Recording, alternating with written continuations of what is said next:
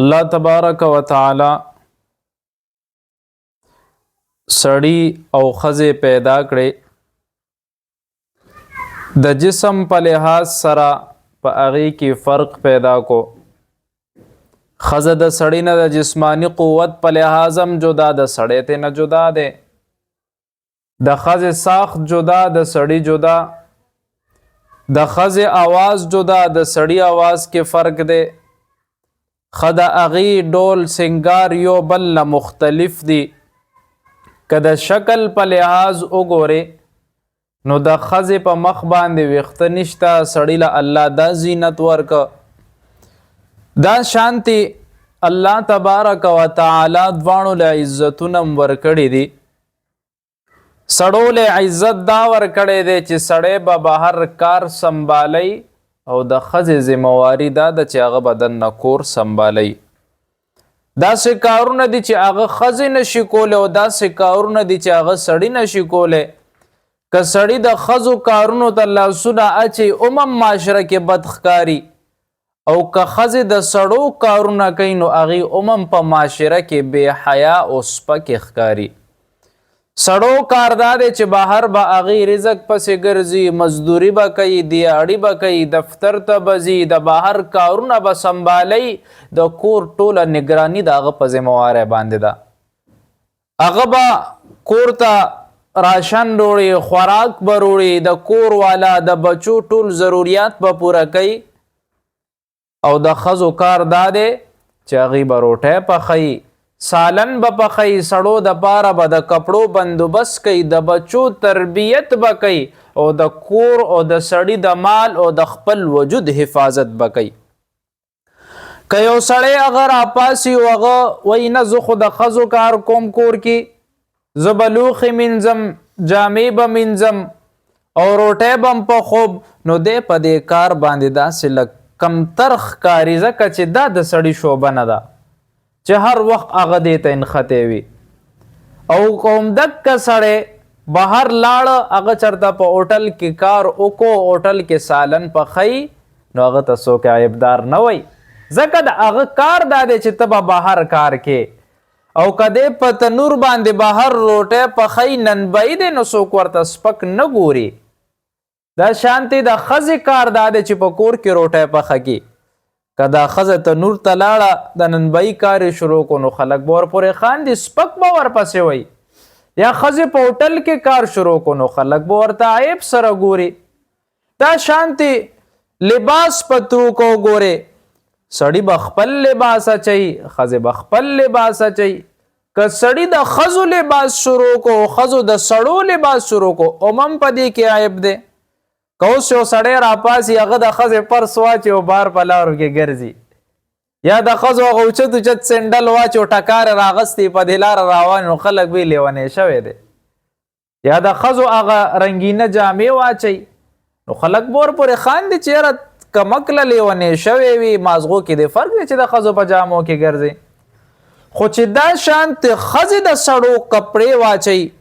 او د هغې لباس واچوي نو معاشره د ښځې ته عار خم ورکوي خو دې ښځې ته د بې حیایۍ د ښځې نوم ایږدي نن سبا که حالات وګورې نو افسوس دا چې ښځې راپاسي هغې د سړو د لباس اچولو کوشش کوي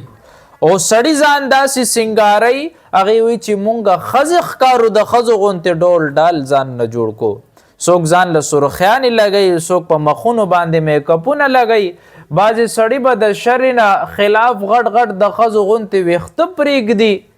او هغې به د ښځو غوندې هغه زینت ځان کې راولي په حدیث کې راځي د قیامت په علاماتو کې نبی کریم صلی الله علیه و آله وسلم فرمایي وی د قیامت نږدې به وي داسې ښځې راشي کاسیات عاریات ممیلات مائلات کپړې به اچولې وي او د نیش برابر به وجود به پکې ښکاري صحابو په وخت کې داسې کپړه نه و هغې تصور نشو کولی زمونږ په وخت کې داسې کپړه شته دی که هغه ته واچوي ښځې واچوي نو هغه د نیش برابر ټول وجود یې پکې ښکاري د وجود اندامونه پکې مکمل واضح دي ممیلات مائلات ګناه دا کوي چې خپلم خلکو طرف ته مایل کیږي خو سړیم په هغه ډول سنگار په داسې انداز کې دا بهر اوزي چې دا وی ما ته سړی وګوري هغیم دې طرف ته مایل شي. په یو روایت کې راځي وی کله یو ښځه ووته او هغه ښځې داسې لباس اچولی وي چې هغه سړی هغې طرف ته مایل شو. وی کم د ښځې ته خو به د دې سزا ملاویږي وي کم سړی ګوري وي هغه تم د زنا سزا ملاویږي خو چې څومره سړي دې ښځې ته ګوري وي هغه ټولو ښځو د هغه ټولو سړو د زنا سزا به هم دې ښځې ته ملاویږي ولی چې هغې لباس داسې اچولی دی چې دا خلک دې ماته مایلوي. نو ممیلات مائلاتن حدیث کې راځي رؤوسهن کاسنمة البخت المائله د عربو داسې یو خاص اوخان هغه اوخان چې هغې دا کوب ډېر زیات غټي د غټوالي د وجې نه په هغې کې غوښه ډېرې یو طرف ته مایله شوې وي. نو د ښځو به دا سرونه داسې نیولي یا خو په سرونو کې به هغه بودی والي یا داسې چې دا سړي ورپسې سړو پسې وګوري یو نظر پی تیر شي سړی تی تیر شي دی به ورپسې سټ کوک کې دوباره به هغې ته وګوري چې هغه سړی واپس ماته مایله شي.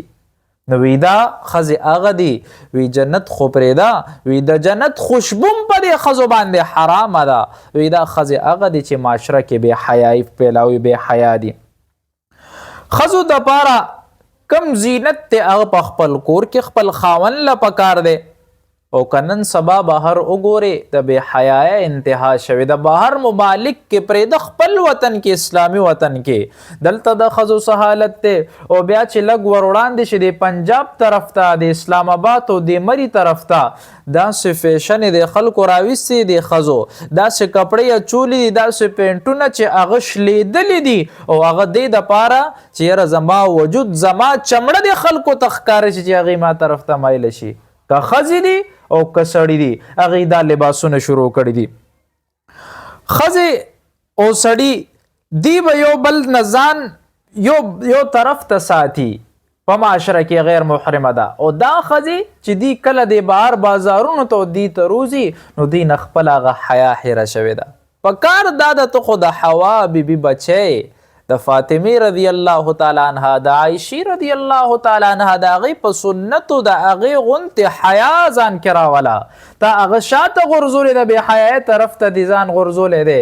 که دا جبا دا قوت دا طاقت درنه الله واغسته په داسې امراضو کې مبتلا کې چې ته بیا د راپاسېدو نه توبه نشي کولی بیا به الله له څه جواب ورکې. که یو ګناه یو سړی کوي په هغې کې زیات کردار د ښځې دی. که ښځه په صحیح لباس کې راووته هغې د حیا صادر په سر باندې واچولو نو سړی به هغې ته کله میله نشي. خو چې ته راوځې د بې حیایۍ په نظر کې هغه ستا حجاب ته د حجاب ضرورت راشي نو بیا خو به خلک درته ګوري د هغې هغه سزا وبال خو هم په تا باندې دی. زه سعودي عرب کې یو مال ته تلي یو ملګري وي چې ځان له هلته عطر اخلم هغې ته چې لاړو یقینو که د عربو پاکه ځمکه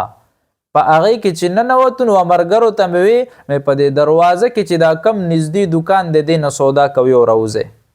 مې دې حالت ته ګوره مې مونږ د حرم شریف نه راغو او مې اوس هم عمره وکړه مې هلته وګوره مونږ الله راضي کوله راغلي دلته چې د دې د حالتو ته وګورې مې د نظر حفاظت مو نه کیږي مې زر وځي د دې نه چې هغه نږدې دوکان ته ورغو په هغې کې چې کمې دوکانداره وې هغه هم ښځې ولاړې وې په سرونه یې لوپټې نه کول او ویښتې به زر هغې نه هغه ضرورت څیزې واغېستو راووته مې دا ځیونه مې دا خو د حیا په نوم یادېده دلته نه خو اسلام مونږ ته میلو شوی دی مونږ یې زده کړی دی او د هغه ملکونو دا حالت دی د دې نه بره چې ورځې هغې خو حیا پیژني نه هغې خو بې حیایي دې دپاره کوي هغې وایي چې دا نور مونږ خو اسم غر کیو چې دا نور مسلمانان ځان ته حیاداره وایي دیم ځان سره غر کو. د مصر حسن مشهور دی امام مالک رحمه الله فرمای امام احمد بن حنبل رحمه الله وی کم سړی چې خوشطبینه به وی کم سړی چې مصری ښځې سره واده نه دی کړی دا سړی وي کونډ دی وی هغه د سره واده نه دی کړی نو هغه وی د هغه ځای د ښځو حسن ډېر زیات دی الله والا ډېر ورکړی دی. حضرت عمر رضی الله تعالی عنه چې کله بیت المقدس فتح کوي شام فتح کوي نو هغه ځي په مصر باندې ځي مصرانو یهودیان هغې راغونډ شو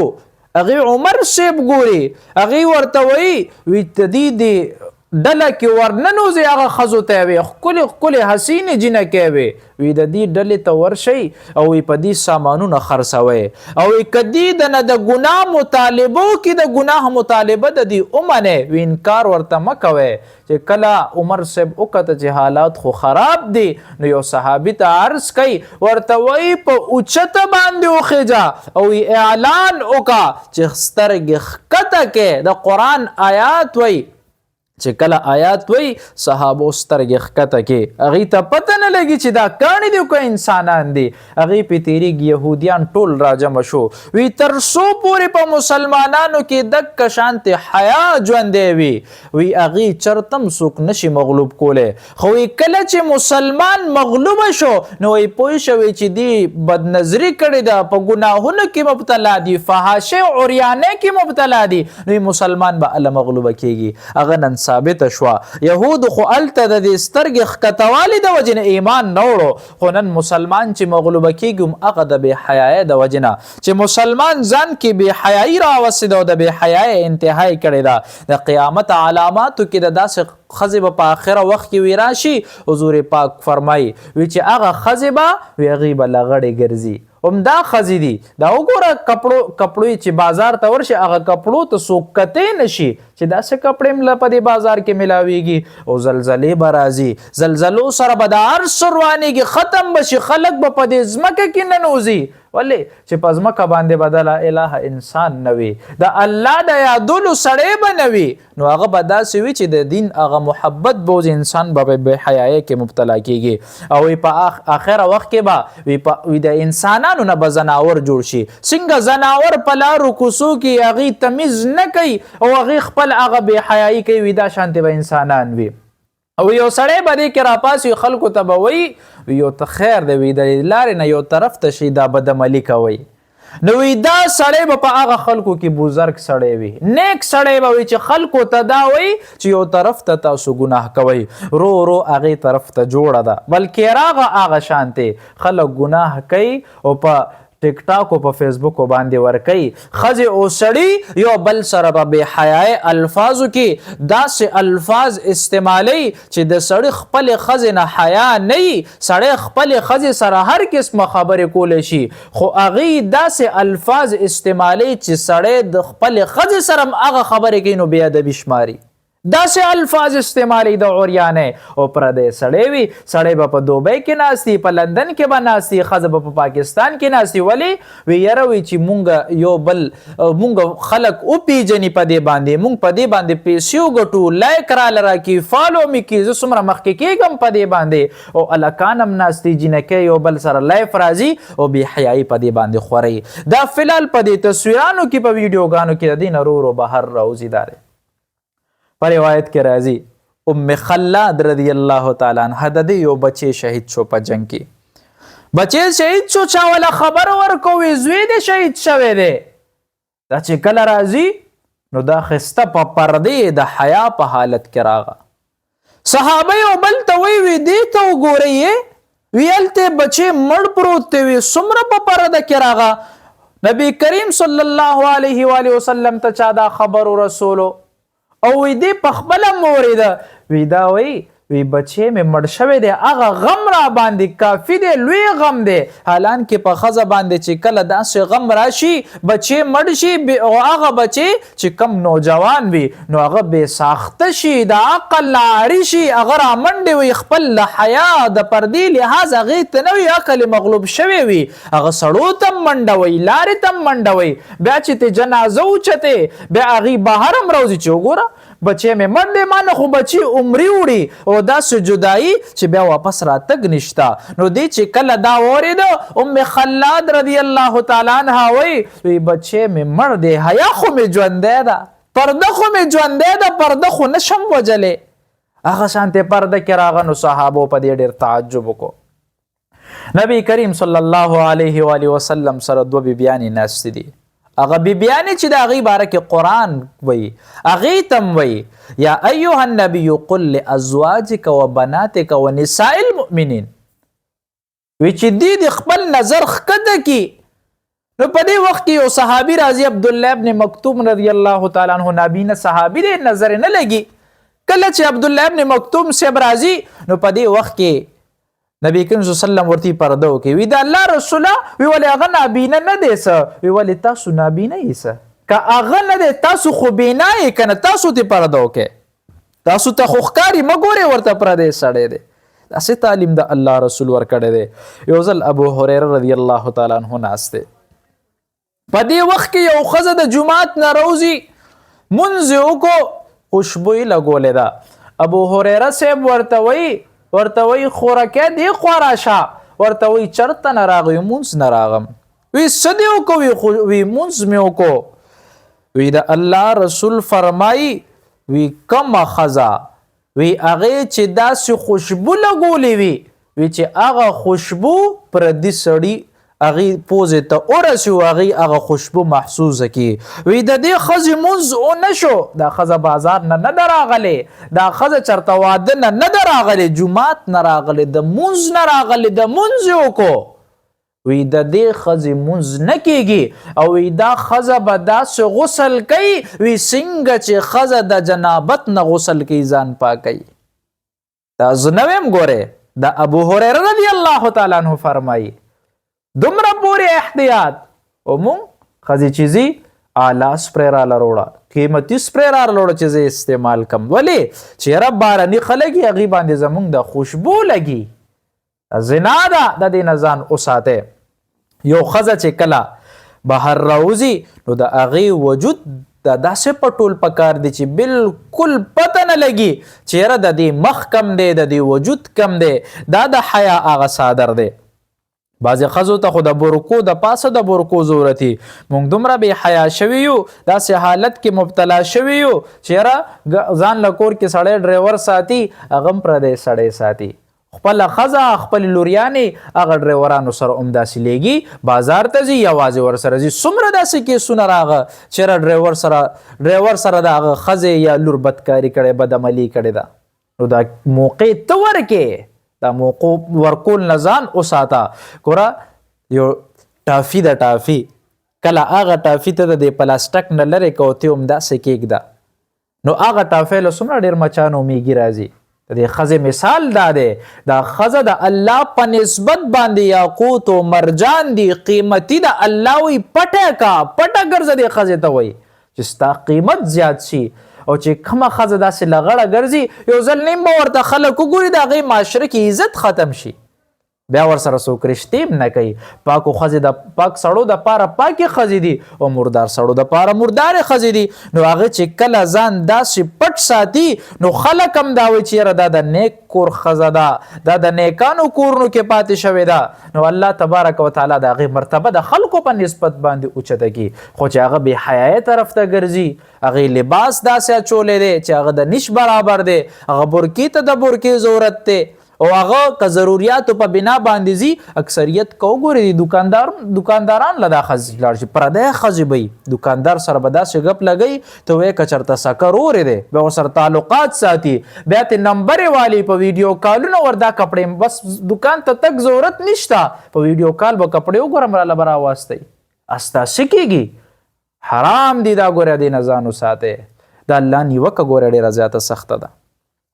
مونږ دا وایو چې یاره په مونږ باندې بارانونه نه ورېږي رزق تنګ دستیا ده په مونږ باندې پریشانی د شکر دی چې الله رزق راکوي ګورئ چې کم حالت مو راغستې دي که نه د دې لایق نه یو چې دا نوړی مونږ د دې علق نه لاندې تېره شي د دې لایق نه یو چې دا کم نعمتونه د الله په مونږ باندې راورېږي ګورئ داسې حالت هم راوسې وروسته ورځه په زوال باندې روان پته نشته دی نه پس ته به زمونږ بیا څه حالات کم طرف ته به بیا ځو امام ابو حنیفه رحمه الله یو ښځه راځي چې د دې علماو دشمنان په هر ځای کې وي د علماو دشمن د الله دشمن دی نو یو کس ورته وایي ښځې ته پیسې ورکړي چې دا سړی ورغله او که دشمن و نو ښځه راځي یو ورځ راغه بله ورځ ځان یې سینګار کړی دی لباس د نیش په حساب هغې ته مخامخ کېناسته امام صاحب سترګې ښکته کړي دي امام صاحب سترګې ښکته کړي نو ښځه ورته وایي وی ته ړوند دې څه وی کله نه ړوند شوې ورته وایي وی کله نه چې ته بې حیا شوې هغه وخت نه زه ړوند شم کله نه تا حجاب وغورځول نو الله مانه بینایي واخیسته وی زه ړوند شم نو دا څه عمل نه غي ځکه خو د هغې مرتبه لویه ده. مخکې ورځ راته یو کس ټلیفون وکړو راته وایي زما یو رور وي وړوکی رور وي ځان سره مې کور کې وساته وایي زه بهر ملک کې مسافر وایي بهر ملک کې وم وي خرچه به مې رالیږله ما وایي ځه یوازې دی نو بس دا رور به مې د کور خیال ساتي او هغه رور چې ما په لاس باندې رالوی کړی دی د وی بار مسافرتیا نه ما د دې ډېر زیات لحاظ او خیال ساتلی دی خو باوجود د دې وي زه چې راتلم وي زما د راتګ نه مخکې وي زما درې څلور بچي دي وي هغه زما ښځه زما هغه رور سره وتښتېده وي لاړه وي زما سکر ور وي جاړم په دې وي که بهرني سړي سره زما ښځه تلې وه نو بیا به مې وی چې یاره بس غلطي مې کړې ده وي سکر ور وي زما د مور زما د پلار نه پیدا او هغه ښځه لاړه او بیا مې ډېر کوششونه ورپسې وکړو هغه رور مې دا وی که ته مخې له راغلې زه اوس ته ولم وي دې پورې راپسې نښتی دی نو غلطي دې کې د دې الک نه ده غلطي د دې ښځې ده چې ستا خاوند دی نو ته د هغه انتظار وکړه او خاوند له پکار دا دی چې بهر ځئ نو ښځې نه تپوس وکړه څومره وخت ته د ښځې نه بغیر تېرولی شي یا ښځه ستا نه بغیر څومره وخت تېرولی شي ته چې بهر ملکونو ته د هلکان نوجوانان په دې خفه کېږي نه دی چې کله لاړ شي کلونه بهر تېروي نو دی بهر په زناګانو کې مبتلا وي په لوی بدعملیانو کې مبتلا وي او چې دلته راشي نو بیا ښځې سره جنګونه کوي نو هغه ښځه ستا په کلونو باندې انتظار وکړي د هغې باوجود ته راشي ستا رویه داسې یا ځان سره بوزه یا دومره رزق وګټه چې راشي خلک لاړ شي وي زه دا قرض به ختم کم یو کور نیم به والم چې 10-12 نه یې اغستې نو بیا هغه خلک نه راځي یا په داسې حالت کې راشي چې هلته اکسیډنټ کړی دی او په تابوت کې بند وله راوړي دومره وکه څومره ضروریات تی پوره کېږي نو هغه وایي زه د دې رور مرګ پسې ګرځم هغه رور وایي زه د ده رور مرګ پسې ګرځم ښځه هم بې وقوفه ښځه ځان یې هلاک کو د ده بچي هم ځان سره بوتلی دي او هغه د ټول عمر د هغې په زنا کې تېرېږي نو دا ده چې بې حیایه د وجې نه دا هر څه کېږي د ګناه دا جړه راوځي الله دې موږ ته زموږ زنانو ته حیا را نصیبه کړي او الله یې زموږ په حالت باندې رحم وکړي